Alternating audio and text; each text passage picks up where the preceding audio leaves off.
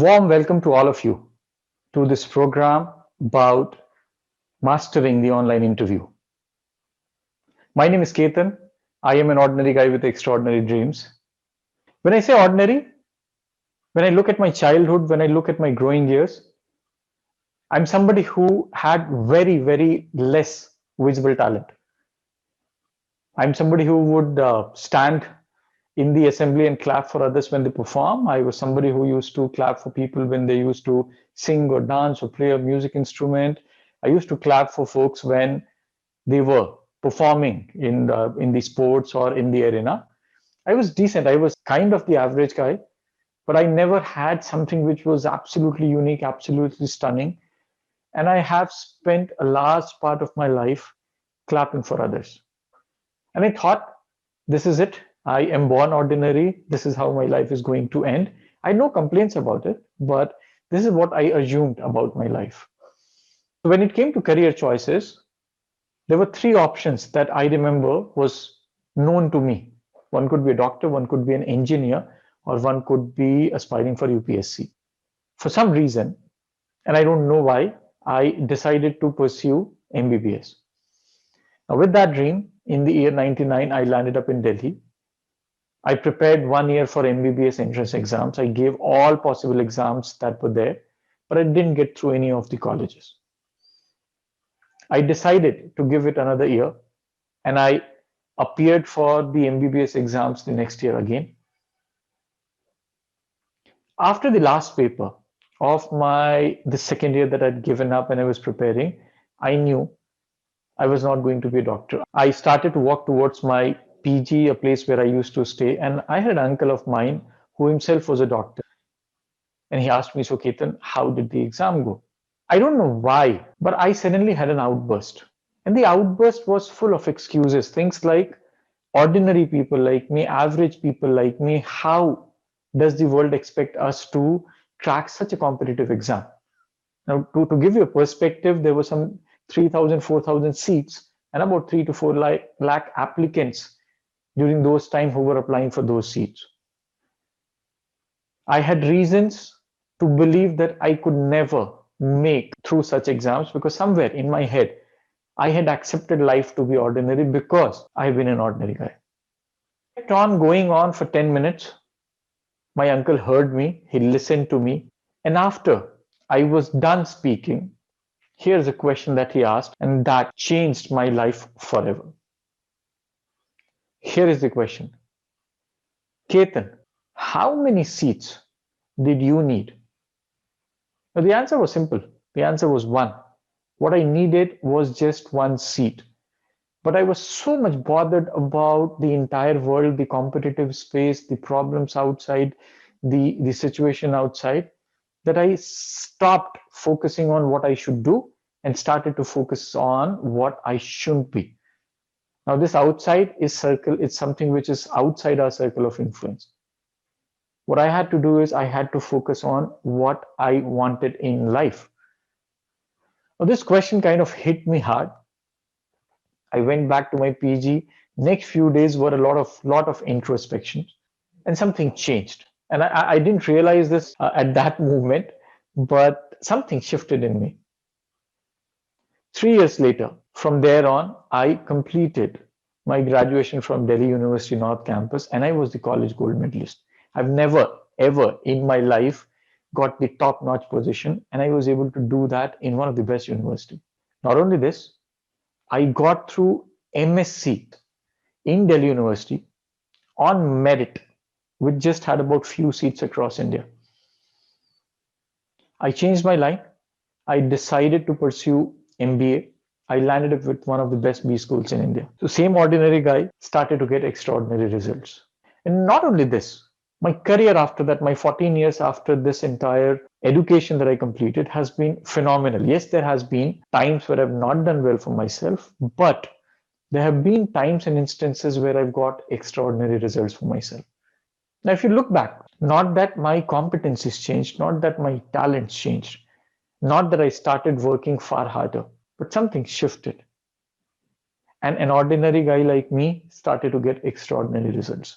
So much so that from not having any talent to now when I'm an author, and an author is somebody who is an authority on the subject and is in the 2% of the world population. From not having any visible talent early in my life to now when I'm in the 2% of the world population, it feels good. I am an HR practitioner. When I look back, the movements, when I did well for myself, when I got extraordinary results, there is a pattern, there is something that I'm seeing, and that's exactly what I'm going to bring out in this program that you have signed up for. The overall construct is based on this philosophy that shifted my thinking so much that I started to get extraordinary results. I changed. The way I started to look at the world changed. So did my results. So hang in there. I promise this is going to be fun. I promise this is going to be exciting. And I'll see you guys in the next session. Thank you.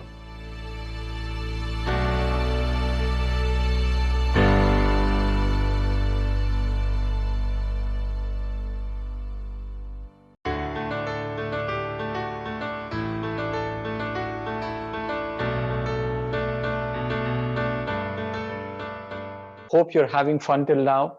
Hope the points that I'm sharing interesting and new to you. Please remember, there's no result if you don't take action. Anything and everything that I'm sharing with you, if you're just adding your knowledge and not putting it to use, it is of no good to you. Give it a try at least.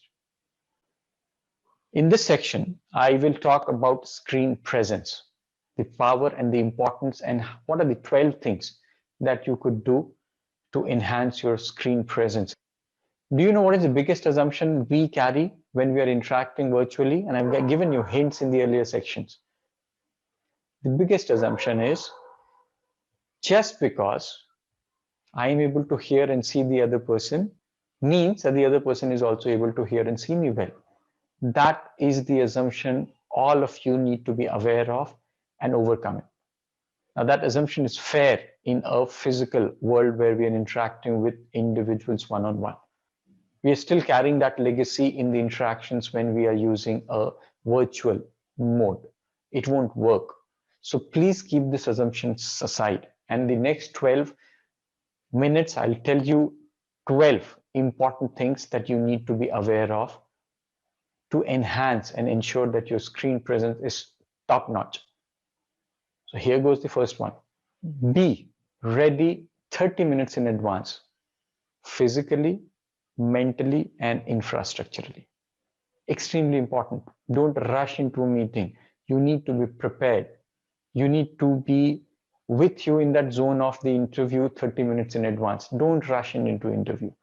So 30 minutes before the interview actually starts is when you should cut off from everything, be prepared mentally, physically, and infrastructurally. Number 2, check how you look and sound on the device. You may be wondering, how do we do that during the interview? No, don't do that during the interview. 5 minutes or whatever time before the interview you want, go on to Zoom, set up the infrastructure, all the points that I've shared with you, test it, and record your 2 to 3 minutes of video. Play it back. You would know how the video looks, how the sound is, how the internet is, all of those pieces. You would yourself be able to assess and judge. And if you see a problem, fix it. If everything is good, you know you are going to rock into that conversation. Number 3, smile. Extremely important. This is something that doesn't change between a physical or a virtual world, but smile brings a lot of confidence in the conversation. It enhances people's body language. So don't be very, very serious into a conversation as if you're going to have the most difficult conversation. Smile. Start with a smile. The interview can go in a difficult direction. The interview may be a very, very hard interview looking at the role that you're being interviewed for. But when you're starting, start with a smile. The interviewer may be having his or her 6th or 7th conversation for the day. You don't know. Maybe it may be your first, but a lot for them. So they may be slightly tired. A smile goes a long way. So the number 3 is smile.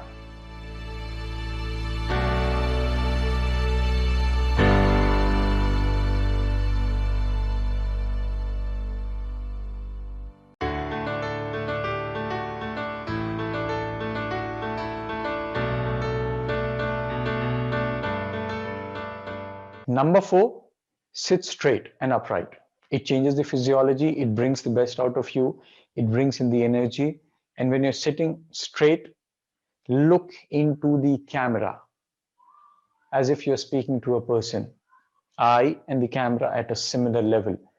Not looking up, not looking down, not positioning in a way where you have to look up to the camera or look down to the camera, but look straight into the camera. Your body posture can impact a lot of your physiology and thus the energy. I've been interacting with people. A lot of them are right now using bed and sofa and couch and ground and beanbag to probably work during the day. Don't carry that exact same posture in an interview. Your physiology is very, very different.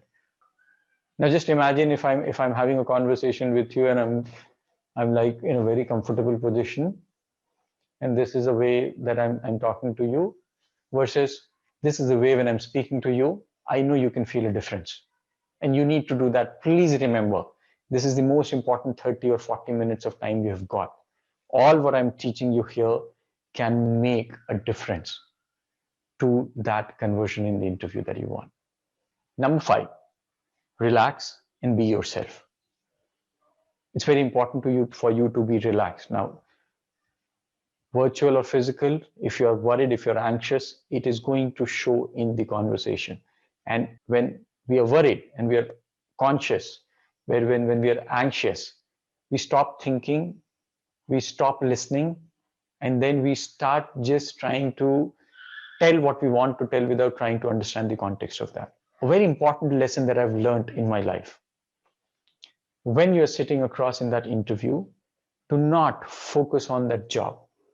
Yes, do not focus on that job or getting that job. Focus on creating an impact, adding value to the conversation.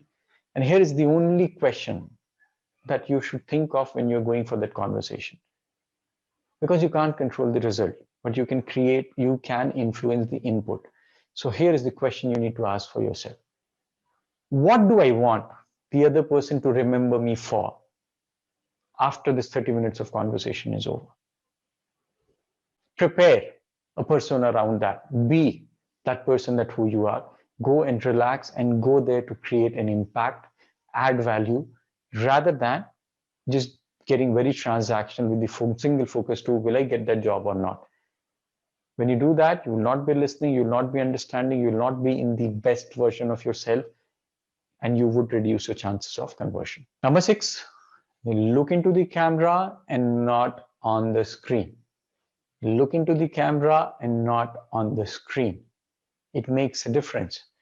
You have to assume that the camera is the eye of the person, because what comes into the camera is what essentially is being reflected on the other person's screen.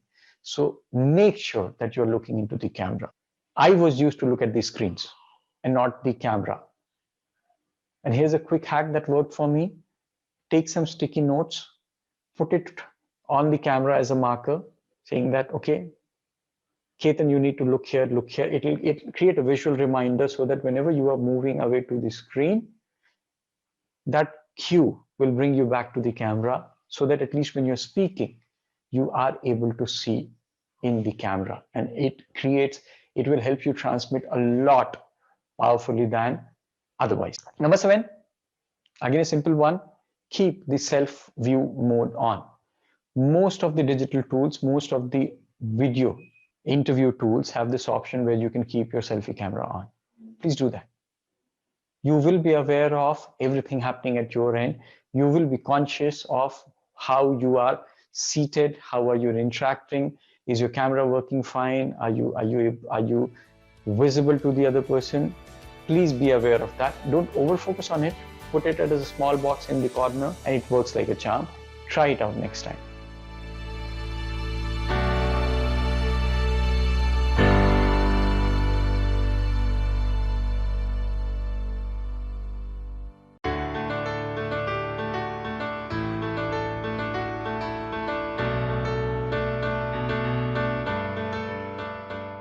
Number 8, body language won't work. A lot of us have been conditioned about the power of body language. The virtual interface is changing a lot of that. It won't work. It won't work, at least in the form it used to work in a physical interaction. So what do you need to do? You need to up your energy. You need to ensure that your voice and your physiology demonstrates who you are. There has to be a lot of energy in the conversation. The difference between you need to be aware, you need to be aware of how the voice is going. That's the difference. You need to be very, very fully power packed, a lot of energy. You have to bring in, it has to be 10x of what you usually carry. So that's number 8 for you. Number 9, imagine yourself as a singer without a mic. You need to speak as if there is no mic and you're singing in front of a bunch of 8-10 people, which means you have to keep your energy high, which means you have to modulate your voice in a way that you're able to communicate, you're able to express well to the person on the other side. Just imagine this and you would do well for yourself. And you don't have to yell, you don't have to shout. There is a difference between voice modulation and yelling. You have to focus on the energy. Number 10, listen. And the advantage with digital media or the virtual interviews is that there is a lag between, naturally people give the other person a time to take a pause so that the person can respond. Two simultaneous conversations usually don't happen. That's something good that the virtual conversations have done. But pay special attention and listen. Even more important, because you don't know if the internet is working well, if the sound is working well. So you have to be over cautious and be extremely focused on listening to the other person. The time you are getting in a virtual interview is usually lesser than a physical interview, which means you have to ensure that you listen right and you're able to respond in the best possible way. So that's point number 10 for you. 11, please don't turn off your screen every now and then. And I'm going to show you what it does. So imagine I'm having a conversation with you, and in between suddenly I'm switching off my screen and switching on my screen and again switching off my screen and playing around with that. It is very disturbing. Either keep it off. If you have an internet issue, camera issue, call it out, say, can I switch off my camera because my internet is not working? Still far more polite, but please don't fiddle around with it just because it is in your control. You have to think of the other person, what he or she may feel and how disturbing it may be for him or her that they're interacting with the person and the person is going off and coming on, going off and coming on. The flow breaks. You can't allow the flow to break down. So that's point number 11 for you.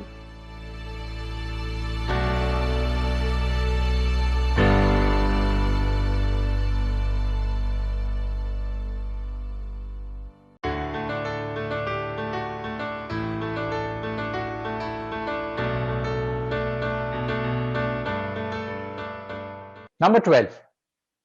It's the 12th in sequence, but the first thing you will have to do when you are starting and beginning with the interview. Ask the other person, are you able to hear me and see me well?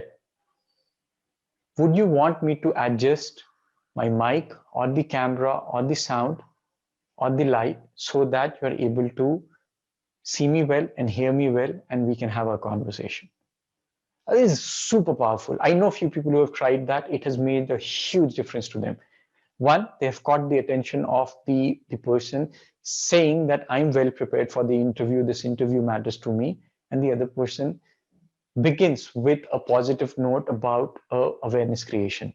So when you are about to start the interview, when you see the person for the first time, please do ask this question, which you can see on the screen. Remember, you still have those 30-40 minutes where you have to create an impression, and you can't let the infrastructure become a problem in your willingness and ability to take yourself and present it to the other person. These are the 12 important things about screen presence that every one of you should be aware of and practice it before you get into a conversation. You have to take action if you want results. Try them out. I can guarantee the kind of difference you will see in the conversation is what you have never ever imagined. Of course, I'm assuming you have a lot of content and you're able to present yourself well. A bit of that is what I'll talk about in the third section, but please practice these, remember these, write them down. Make sure that you crack the interview that you've always wanted to. I'll see you in the next section.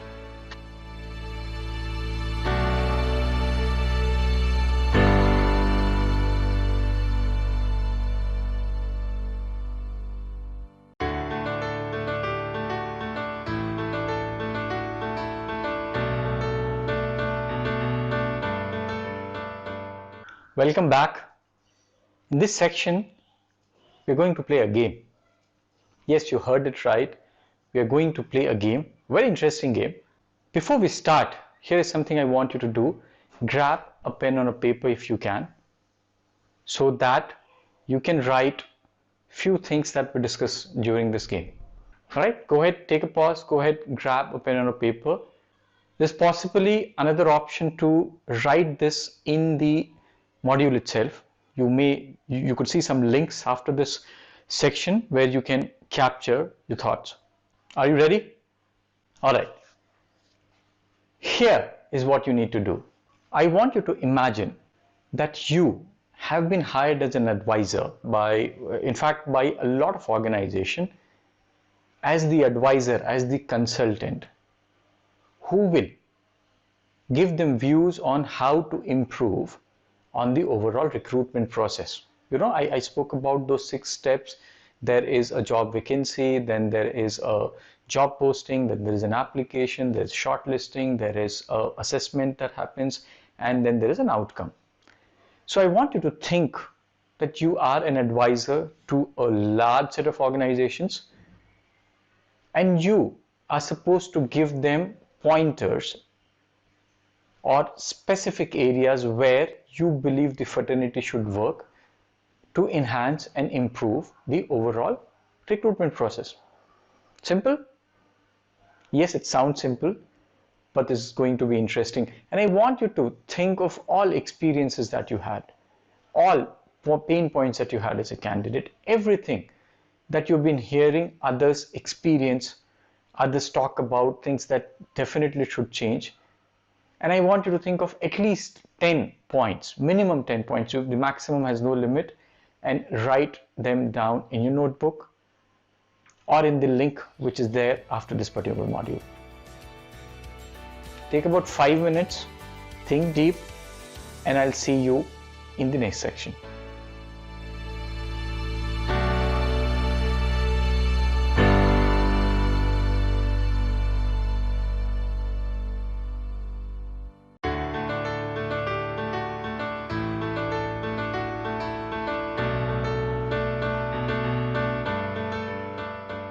How was it? Interesting? Come on, it was, right? I'm sure you had a lot of points that you as an advisor, as a consultant would recommend to organizations on improving the entire process. We'll come to the second part of this game. This section is about the part 2 of the game. Yes, this is not over yet, and there is a part 2 of the game. Now in this part, there's a role change. What I want you to imagine is that you have been hired by a bunch of candidates as somebody who could advise them on how to enhance and improve what they should do as a candidate to increase their chances of conversion. I'm reiterating, what you need to do is this time get into the shoes of a consultant or an advisor who's working with a bunch of job aspirants, and you are going to prescribe them, tell them, help them in areas which you believe is what they should focus on, with the objective to enhance their chances of conversion against an interview. Sound simple? Definitely sound simple. So go ahead, grab your pen and a paper. At least 10 points is what you should capture, and start putting them. You will also have an option to put this in this module, which is a section right after that.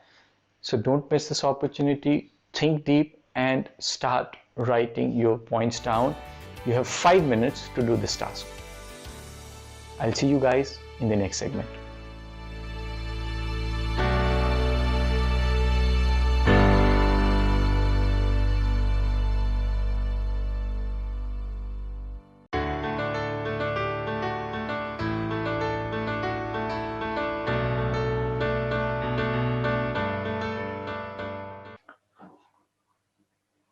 Did you find that game interesting? It was, right? One of the reasons I made you do that game is because this is something that resonates with what I had an experience when that uncle of mine asked me a question saying that, Ketan, how many seats did you need? Plain and simple.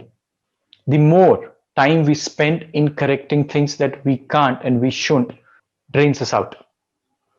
The more time that we spend, the more focus that we give to things that we can change and influence is where we get the maximum results. When my uncle asked me that question and I went ahead and got some extraordinary results for myself, what changed was my focus from not getting worried about things that I can't influence or change, but focus on things that I can influence and change. And I read a book recently. The book is named Ikigai. There's a wonderful statement that Ikigai talks about, and this entire experience that I had, now when I look back, very well resonates with the exact thing that the book speaks about. And here it goes. Accept what you can't change, the courage to change what must, and the wisdom to distinguish between these two. What happened with me during that experience was I started to accept things that I can't change. I focused on things I should and I must, and my ability to differentiate between these two. This has given me results I could have never imagined. Rather than complaining about how many seats were there, how many people were applying for those exams, what was the syllabus, what was the course, where the exam was happening, what was the fee, I couldn't have done anything about that. But what do I study more? How do I enhance my strengths? How do I ensure that I build my confidence? How do I ensure that I practice more to build a subject matter expertise? Is something that I had in my control. This differentiation has worked. Now look at your game one and the part game two. Game one, I wanted you to think as an advisor to the industry, and you could see a lot of things that could change. Now, should that change? Of course. If I bring in the context of your objective, which is to get that job that you want, you have to ignore what you can't change. You have to ignore and accept what you can't change and focus on things that you could change. Now, this side is the list of all things that you recommended to the industry. Will the industry work on it? Yes, but at their own pace with their own objective. When your objective is to get a job, you need to focus on this side. The things that you advised to the candidate to focus on to become better, to increase the chances of conversion of an interview. And I'll give you a hack that works every time. Whenever you are in a situation like that, imagine you have 100 rupee that you need to spend or invest, whatever you want to call it. So you have some money and you have an objective. Now, in this case, your objective is to increase the chances of you getting a job, and you have 100 rupees. Which side would you invest? The things that you can't influence and control, or the things that you recommended to the candidate saying that this is what you need to focus on? Now think deeply. This money is just an extrapolation of the time and the energy. If you have 100 energy, where would you put it? More on what you can't influence rather than accepting it, or things that you should and must influence? You know the answers. The mistake we do is we spend a lot of money here, we spend a lot of energy here on this side, and then we don't get results here. You need to switch it. Take that entire 100 rupee, take that entire 100 energy and start putting on things that is within your influence in context of that objective. Now, if I am as an HR professional are supposed to improve the recruitment system, this becomes my focus because the objective is linked to this side now. What do I need to do as a HR practitioner? This becomes secondary. How would candidate behave? I can't control. But in your case, your objective, your energy, carve out the focus.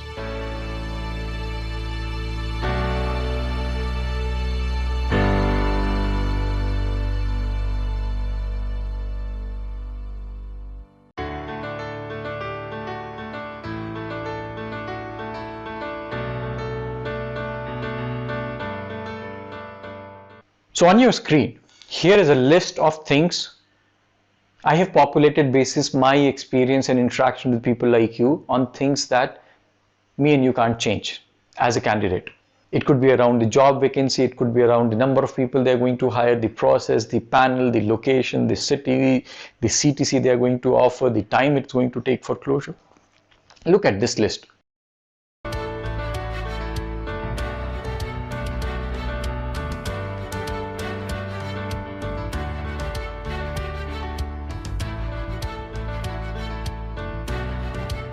I'm certain it is very close to what you had prepared for yourself when you were working as an advisor to the industry. So this is one part. Now look at the second part. Again, an assimilation of things that I've gathered with my interaction with people like you, things that you can't change. What you wear, how you perform, your resume, your experience, your infrastructure, your interview conversation, your strengths, your awareness, your preparations, all of these is something that you can change.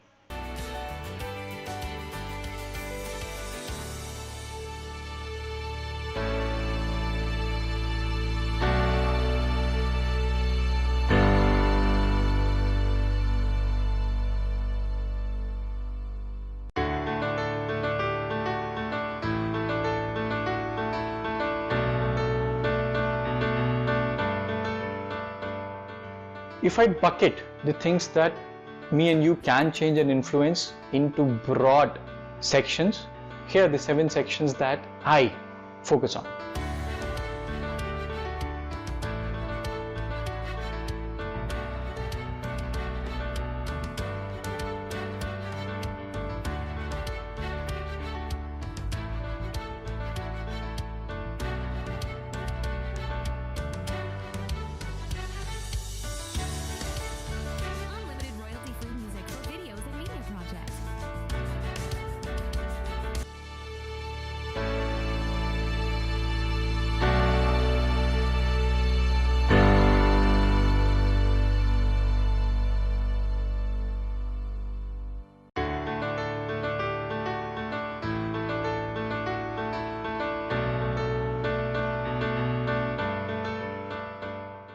You must be wondering why something like an infrastructure preparation is so very important. It is right now the most important thing, especially because we are talking about virtual interviews. When there is a physical interaction, there are two individuals meeting, there's a face-to-face conversation, there's nothing in between. There is a person on this side, there's a person on the other side. The only thing between them is air. But in the digital world, in the virtual world, there is a screen in between. There is a sound system in between. There's an internet in between, and that can make or break things. And I'll give you a real life example. I was interviewing 3 candidates for a particular role, and all of them came out to be really amazing. And I had to pick one. During the conversation, I was able to understand one candidate far better than anybody else.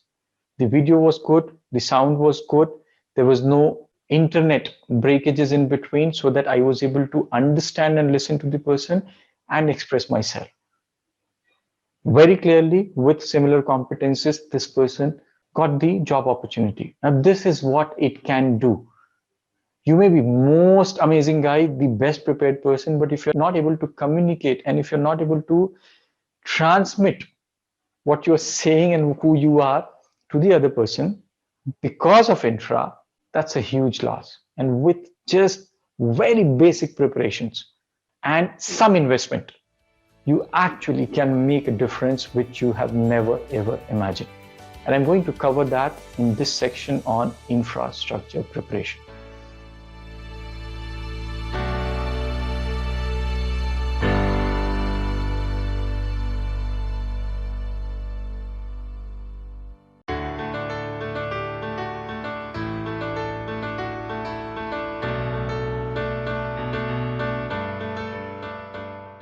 So the first point under infrastructure preparation is lights.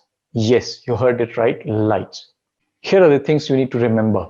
Number 1, prefer natural light add artificial if needed. Right now, what you're seeing is an artificial light. I prepared myself for this particular video. But it can make or break things like you have never imagined. And I'm going to show you how just changing the light and nothing else can create a difference that you can't even imagine. Hold on for a second. You know what I did? I just switched off a light which is right in front of me and switched on the room light. Now, room lights are supposed to brighten the room, not make you visible on a camera. They were not designed for that. Can you see the difference? Same camera, same position, same backdrop, everything remaining the same. Just one light that is switched off made a world of a difference. And this is a light which is falling right in front of my face. I've switched that off. I switched on the room light. This is how it is. Now, between this and this, exactly same position, everything same, which one do you think is bringing out the best of the expressions out of me? This is how things can make or break for you if you don't focus on the light. Remember, light has to fall on your face. Don't worry about backdrop. Don't worry about those virtual backgrounds. I never recommend that. It's very, very disturbing. But make sure that there is a light that falls on your face. Even if it's a small lamp, it'll work. Trust me, it works. You can try it yourself. For an interview, you're not supposed to look like a superstar. You have to be who you are so that the person is able to connect with you during the conversation. Basic setup, basic lights, they do the work really well.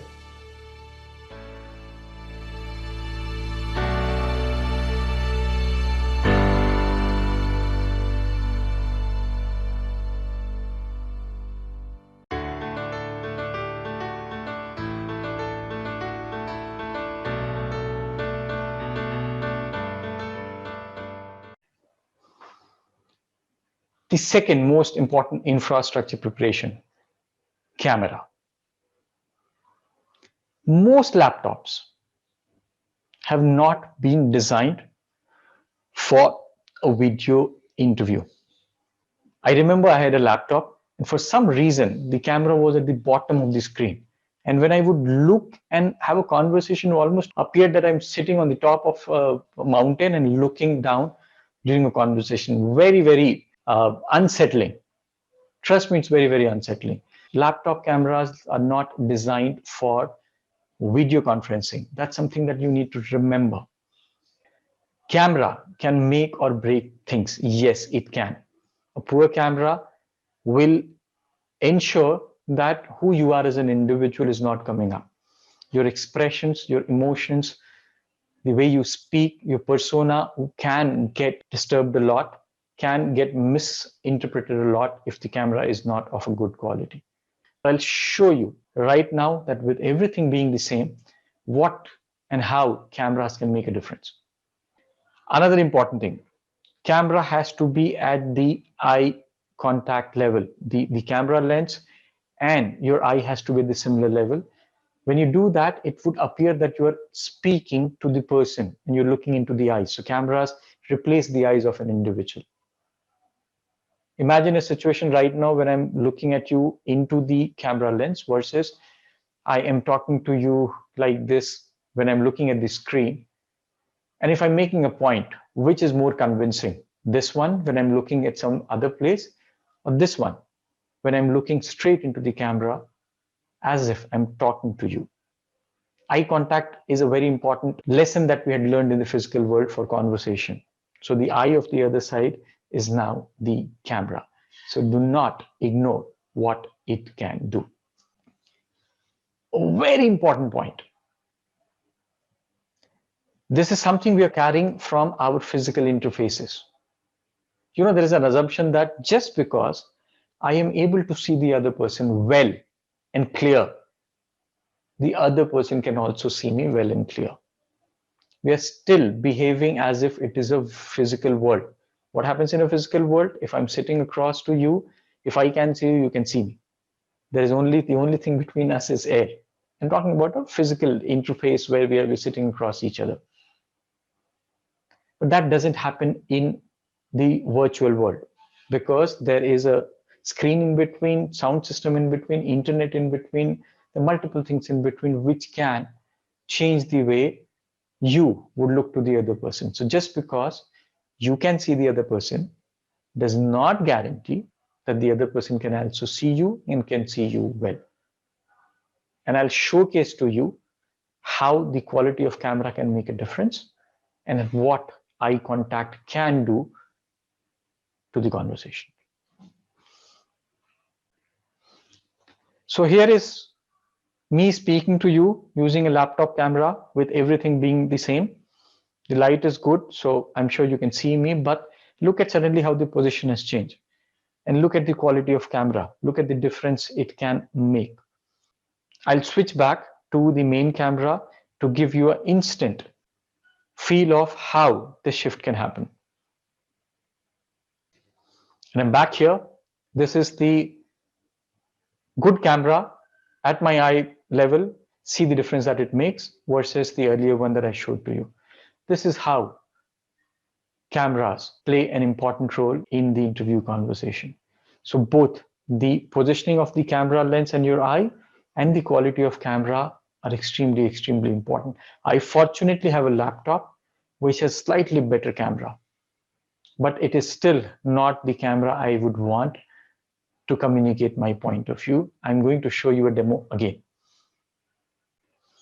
So here I am, and imagine I'm sitting across in an interview, and this is how my camera positioning looks like. Laptops are not designed for interviews, but this can be a make or a break.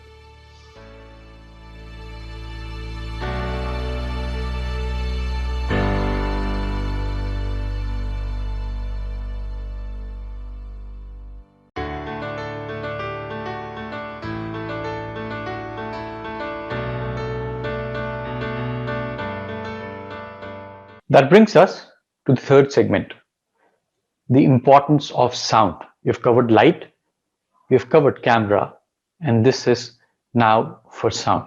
A very important thing that you need to understand is that between you and the person on the other side, there are multiple devices that are working, especially when it comes to sound. There's a mic at your end, there is a mic at the end of the other person. There is a speaker at your end, there is a speaker at the other person's end. It's extremely important that all four of them are working well. While you can't do much about the mic and the speaker at the other end, there is a lot that you need to do with the mic and speaker at your end. On what you can do and how you can influence the other person to check their mic and speaker, I'll talk about that in the screen presence. But for now, it is about what you need to do with the mic and the speaker to ensure that sound is working well. Again, remember, just because you can hear the person well on your side does not guarantee that the other person is able to hear you loud and clear. I keep on coming to this assumption, but this is an assumption that needs to be kept in mind when you are sitting in a virtual interview. A good headset goes a very, very long way. A few ₹100 can get you a good headset. Do not try to short charge or figure out an alternate. It works well. Do invest in a good headset. I'm not talking about a fancy headset. If you can manage a good Bluetooth headset, even better. But a regular wired headset or an earphone also does really well. Sound has to travel. Your expressions, your energy, your content has to reach on to the other person for him or her to understand more about you. A special call out about sound. A lot of people who use the earphone, which is usually of good quality, for some reason keep holding the mic towards their mouth. Or at times they wrap it around their ear and the mic comes here. It looks very awkward. Please remember, the mics and the earphone are designed in a way that in a normal conversation, your voice can travel. If it is not working, something is not right with the mic or with your recording device. Do not overdo it. It's very disturbing for the other person to see somebody who's holding and speaking the mic like that. It looks funny. Avoid that. I'll tell you later on how to test these equipments so that you know it works.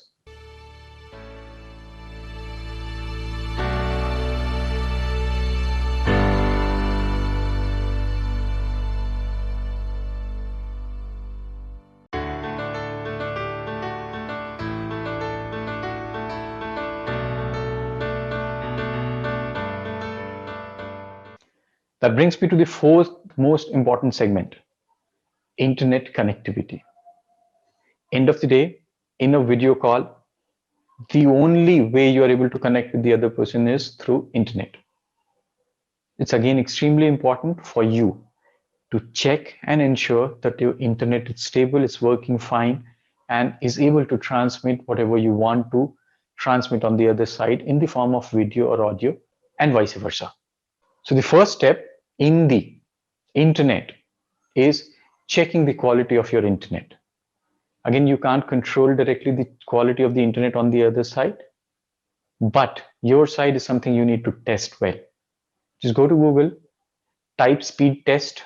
You will get multiple applications, run a speed test before the interview so that you know how good or bad your internet is. If it is good, great. If it is not, there are options to change the settings of your video, because video consumes most of the bandwidth, and recalibrate it in a way so that you are able to reach out to the other person without lag, without disturbance, and without the breakage. Pretty simple, but again, extremely important. Second, have a backup. If you are on Wi-Fi, you need an alternate internet device or a setup at home. The 3G or the 4G or the 5G as it is coming, mobile phones are good internet for video transmissions. But if you're relying on Wi-Fi, you definitely need to have a backup just in case one fails. You should be able to still use and transmit the information from your end to the other end. And if you're relying only on the phone internet, usually that's stable. Make sure your phone battery is charged and you're in a good network coverage. Again, you can do the speed test using the phone's internet also before you get into that interview. Again, a two-way process. Just because your side of the internet is fine doesn't mean that the other person is not having a trouble, and vice versa. You need to check, and if there is something unusual at other end, call out. It's better to call it out so that the other person can fix it, because he or she may be thinking that their side of the internet is wet, and so are you. So that again is something that needs to run well for you to able to carry what you want, and it should reach the other person the way you want it to. So that's on the internet. That brings me to the fifth important piece of infrastructure preparation, power supply. If you are using a desktop, this becomes even more important. You need to have a UPS backup. There's no other way that you should be getting into it. If you are in a metro, the chances of the power supply being good are higher.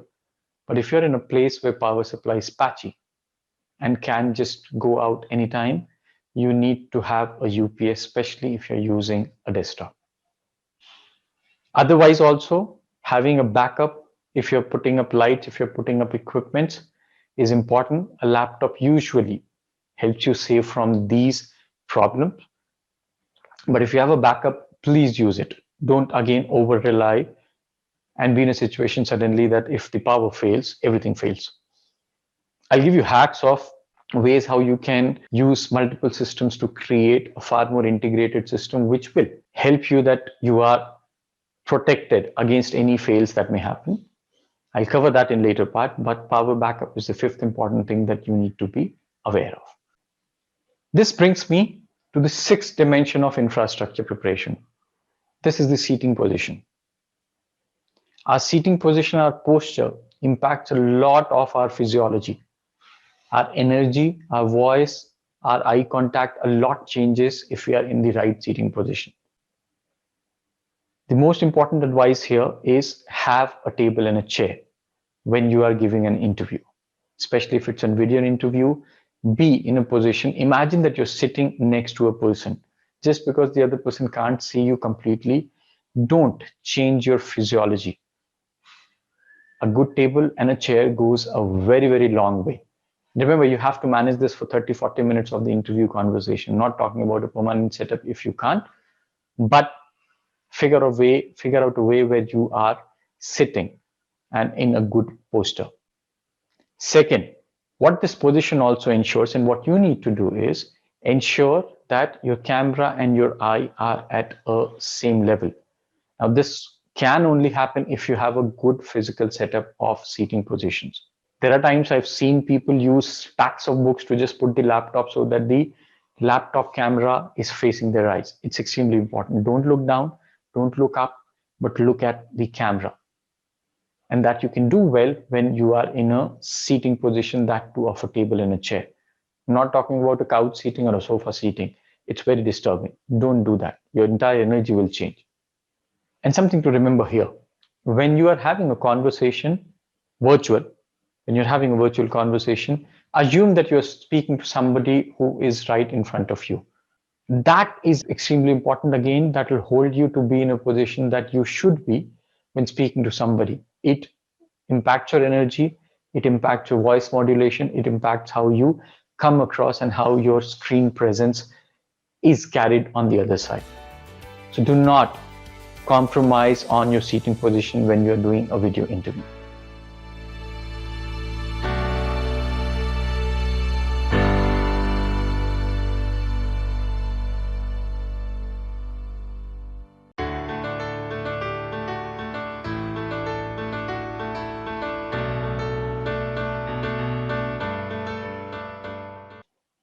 Too complicated?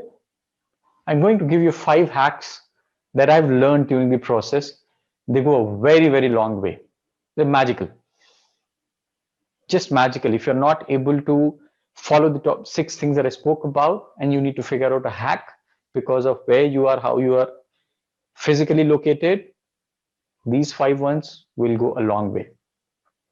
Here's the first one for you. Get a tripod and use your mobile for the video interview, period. It takes care of internet, it takes care of power backup, it takes care of a good quality camera. Phones are made with good quality mic to ensure that the voice goes on the other side. And the screen and the camera are pretty close. So when you're looking at the screen or the camera, you can still come across as somebody who is looking into the eyes of the person on the other side. You want to magnify the experience. A lot of phones can now be connected to a larger screen. So put your phone with a tripod in front of a screen so that you're able to see the other person in a larger screen and you're using your phone for the interviews. Try this out. And remember, the other person has no idea if you're on a phone, on a laptop, and it doesn't matter. Somebody asked me this question saying that, is it okay to do an interview on the phone? I said the other person would not even know. So don't bother about that. It's important that you're able to communicate yourself well. So that's the hack number 1. Hack number 2, log in from 2 devices. And as you can see in the screen, what I've done is I've used a tripod, I've put a phone, and I've also put a laptop in front.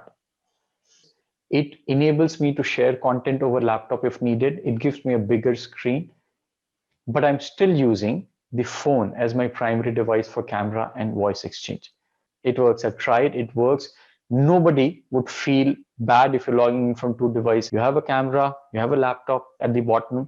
The laptop can also have content that you want to read, and the camera and the phone works as your primary device to exchange information. How cool is that, right? So that's the hack number 2 for you.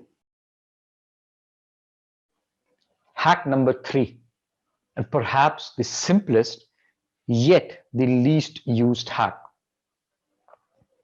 If you remember, in one of the sections I spoke about how important cameras are and how ill-equipped laptop cameras are for video interviews. But the good part is that most of the smartphones these days have a good quality camera. Front, rear, both are really good, far better than a laptop camera.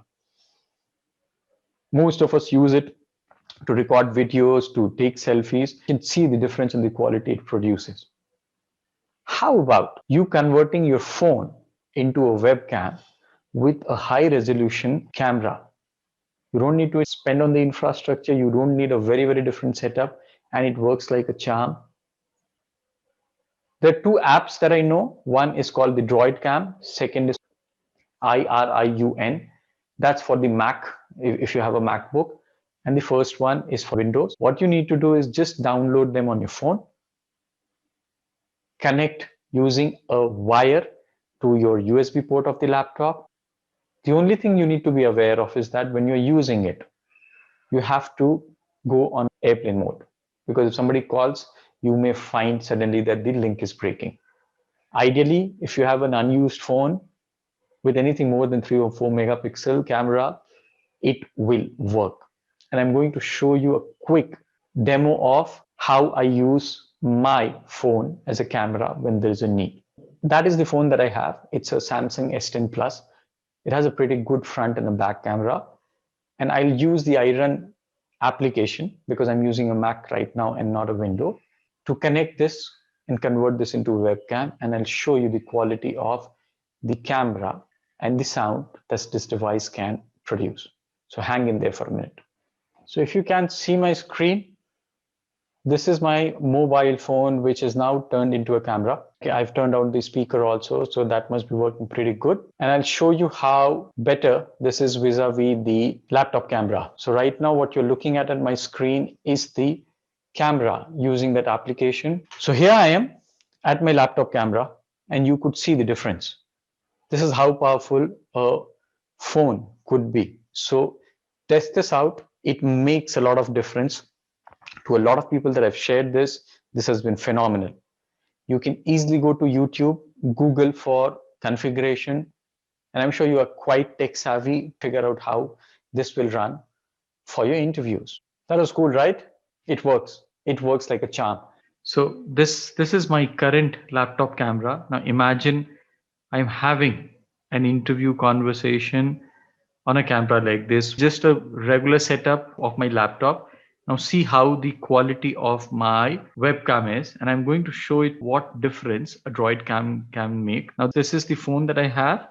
I have downloaded this application called Droid Cam. Here I am. You can see the Droid Cam application on my laptop. For detailed setting, you can go to Google and search for all the information. Now what you need to do is go to your phone Droid Cam. You will see a Wi-Fi IP.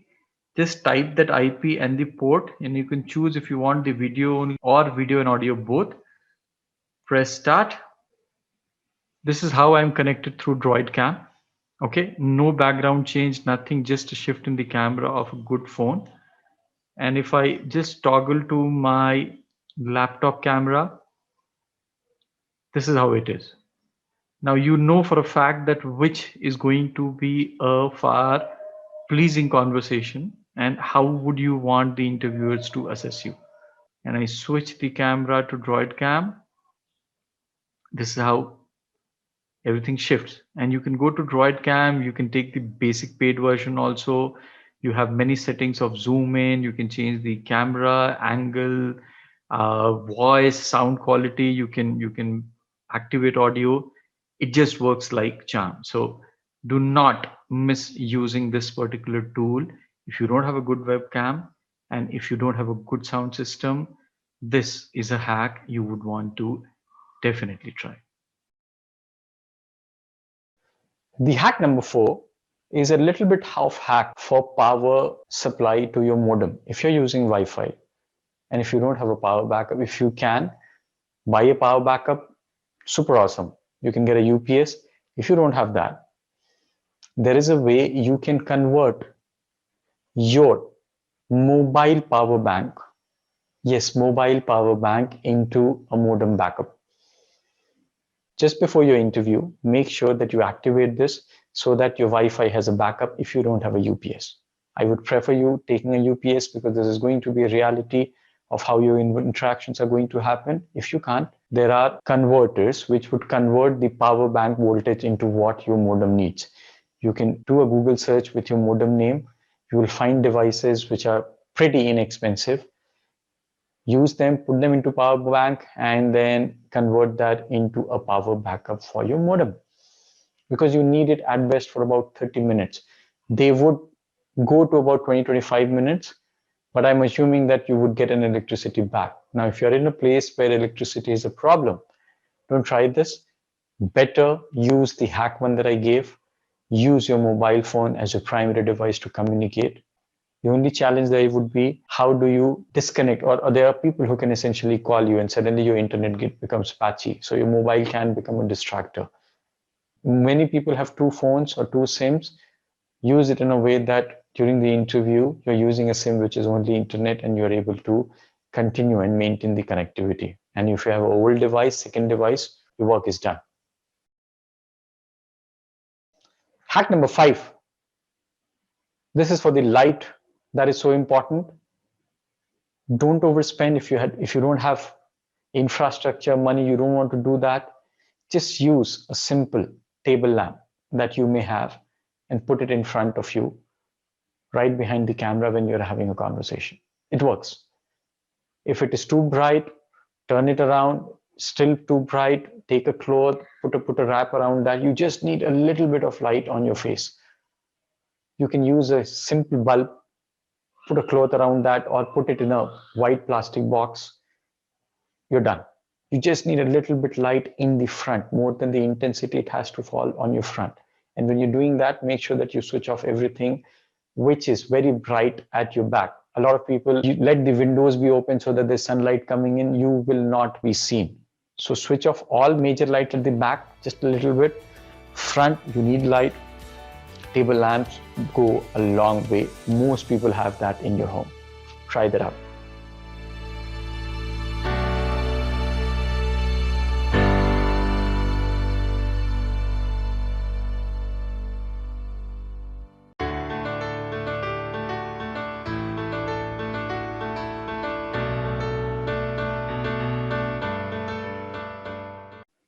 This brings me to another section, which is somewhere to help you understand and have an answer for this question that every interviewer asks.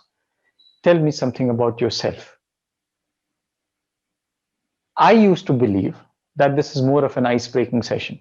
It is, but to an extent. Every question in an interview is an opportunity for you to tell something about yourself that you want the interviewers to know in that 30-40 minutes that you've got. Even if it is an ice-breaking session, you have an opportunity to create something that will help the person interviewing you form a point of view about you, validate few things about you, and get the best out of it.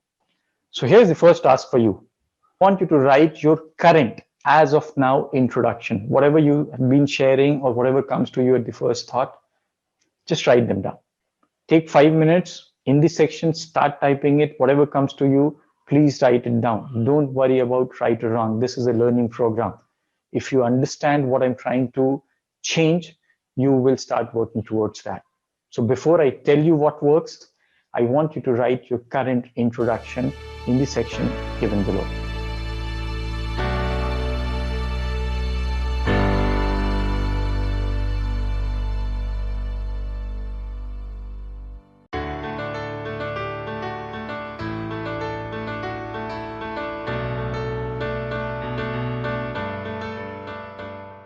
How many of you remember Archimedes' principle?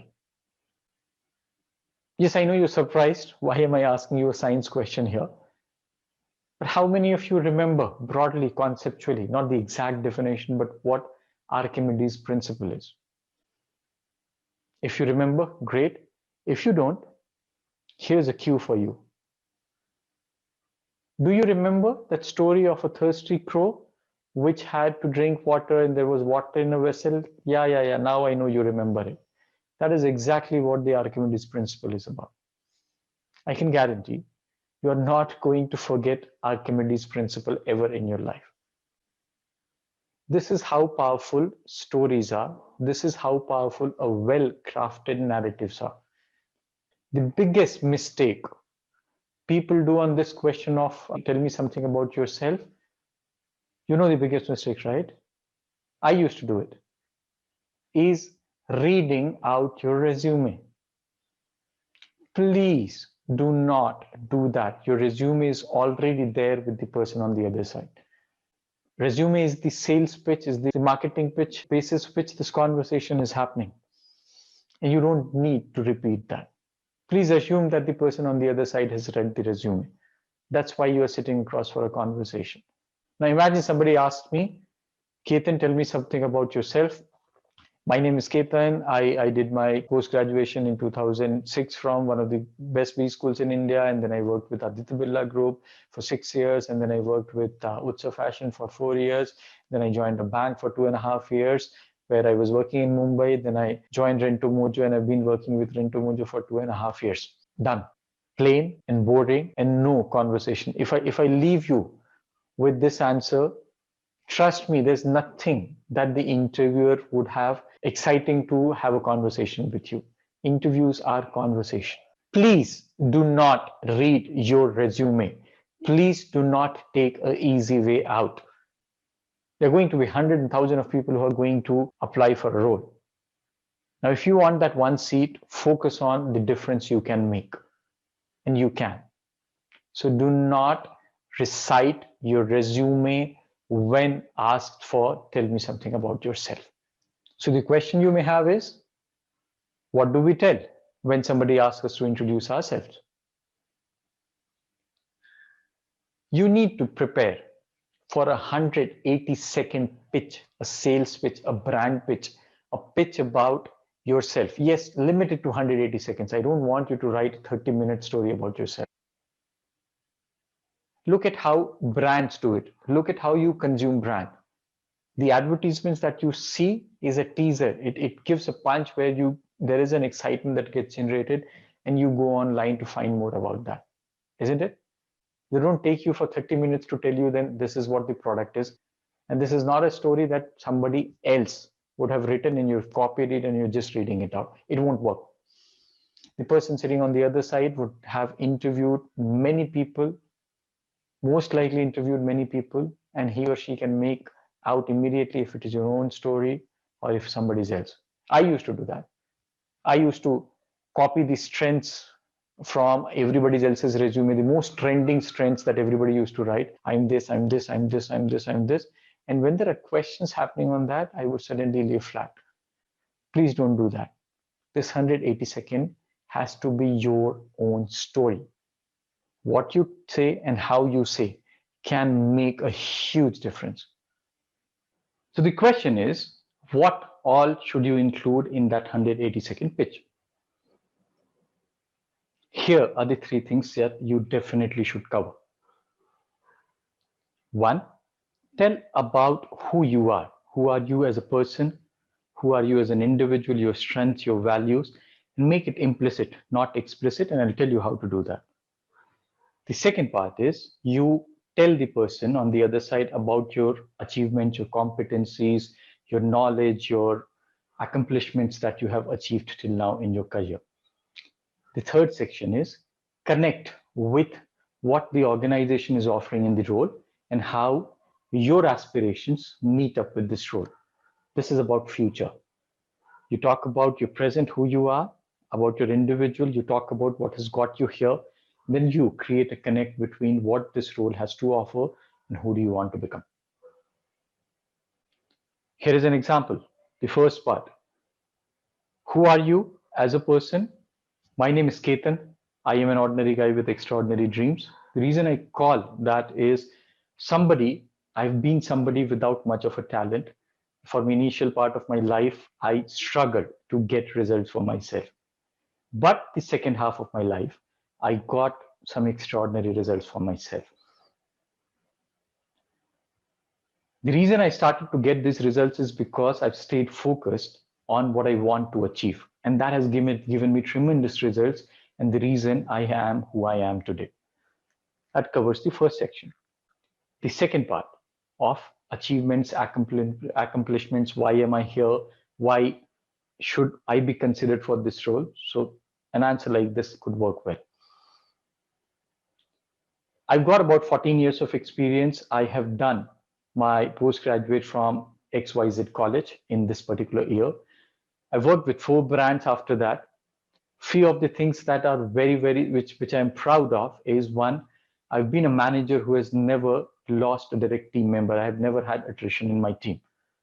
I have been rated as one of the highest engaging managers in various engagement studies that had happened. I also have won the top HR leaders award in the year 2016. I've been building organizations. In the first company, I joined as the 55th employee, and the size grew to as much as about 15,000 in 6 years' time. I've been in my second role, again, built an organization from 100 to 100 people to a 700 people organization with no people practices to very strong people practices that was recognized at various platforms. In my third company, I worked as a business partner where I took an individual contributor role, but the kind of deliveries that I did along with the business team made it one of the best managed units in the entire company. We grew from 400 people to about 8,000 people in just as a matter of 2.5 years. And we achieved significant individual performances. A year and a half back, I underwent a coaching certification. It changed a lot in me. I turned an author, I turned a speaker, I've started training people, and I'm helping people achieve something bigger in their life. That's kind of the second segment. The third segment, I will evaluate the role being looked for. How do I fit in? How does my career aspiration fit in? Please have your goals defined for yourself and look at roles which are helping you move ahead in your goal and not only just a job. So after having worked for 14 years, I'm looking at opportunity where I want to work as a center of excellence in learning and development. If that's the role, I want to work extensively in learning and development. I bring a lot of business exposure, HR exposure. Learning is something I personally found very, very valuable. And I want to help build the learning for a mid-sized organization who aspires to become a large organization. That's something that I want to learn. That's something that I want to go. And I know I can do it because I have these certifications that I've obtained for myself. Now, this is the kind of narrative that you can write for yourself. This is directional. This is not it. But make sure that it fits into 180-second story. You don't need to be very direct saying that I'm this, I'm this. You need to form stories where these points are getting called out and the other person would be interested to know about your achievements. The another question people have is, how do I find them? Write it down and practice it. It has to be your own story in your own words. That's where the confidence and the conviction would come, because everything that you will talk about will give a cue to the person to have a conversation with. You better have strong case studies supporting them. Please don't take it from your neighbors or your uncles or your aunts or anybody else's resume. It has to be your own story. All right, now that you know what needs to be done in the 180-second pitch, the points which are there in the presentation that you see, rewrite your 180-second pitch, first pitch now.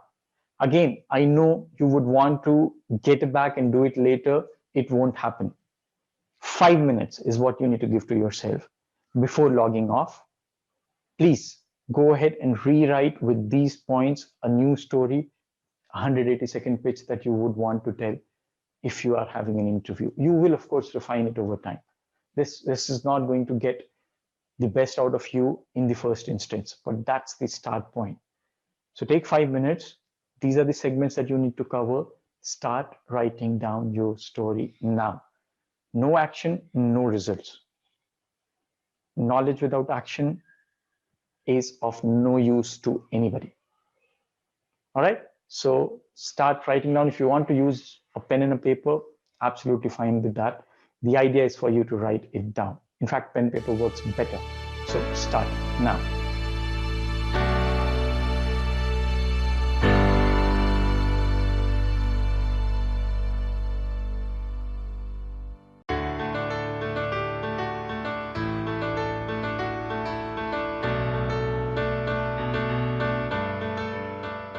Not getting answers, reach out to people that you have worked with.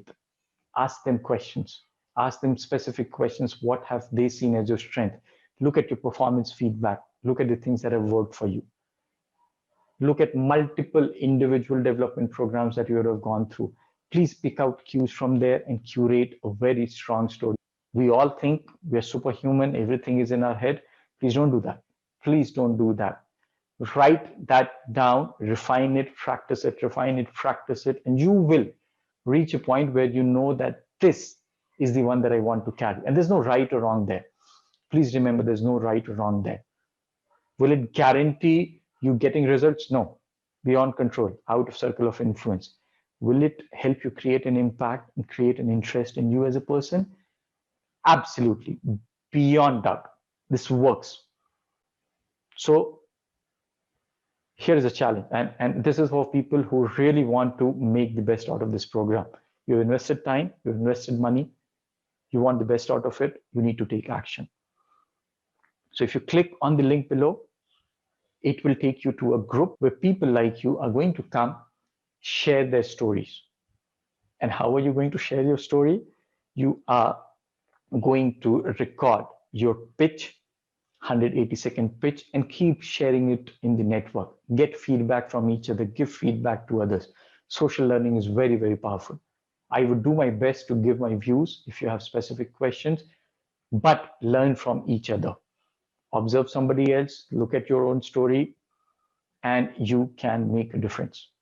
So if you're ready for this, click on the challenge. It's a 7-day challenge. If you want results, take action. Nothing else works. I'll see you guys in the next section.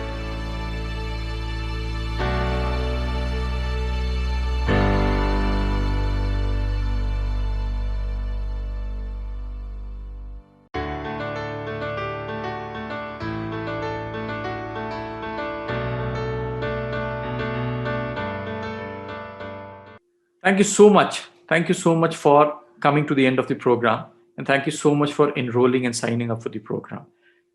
I hope I was able to add value and bring a perspective that you had never imagined. I have personally gained a lot from people that I look upon to, people who have worked with me. There's something to learn from every single person. And I'm so glad that the digital platform enables people to share experiences and knowledge and help each other grow. That question that my uncle asked, how many seats did you need, changed my life once. Almost 2 years back, I hired a coach for myself and my life changed.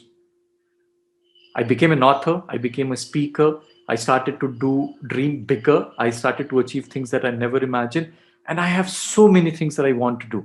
This program is one of them where I want to touch millions of lives and share what I've learned in my journey.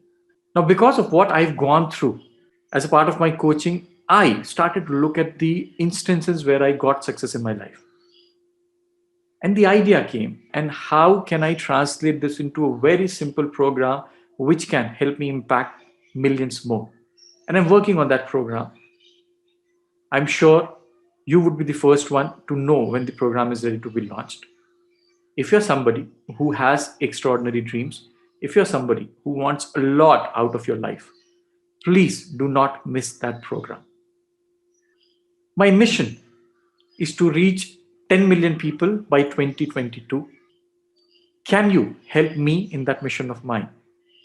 Here is what you need to do. If you have liked what I've shared in this program, please do and subscribe to the various digital channels that I have.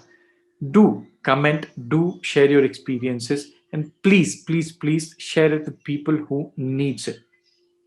My vision, as I see, help ordinary people realize their extraordinary dreams. I want people who are working as employees to be so good, so incredible, so extraordinary that nobody would want to lose them even for $1 million in cash. And I know it's doable because I have gone through that in my career.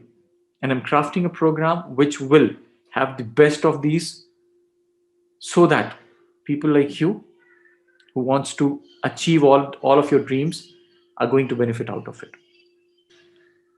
Before I end, please remember, action is the only thing that is going to get you results.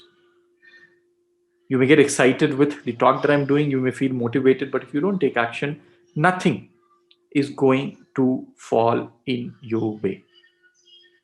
With that, my closing point, remember, ordinary by birth is a chance, but living ordinary is a choice.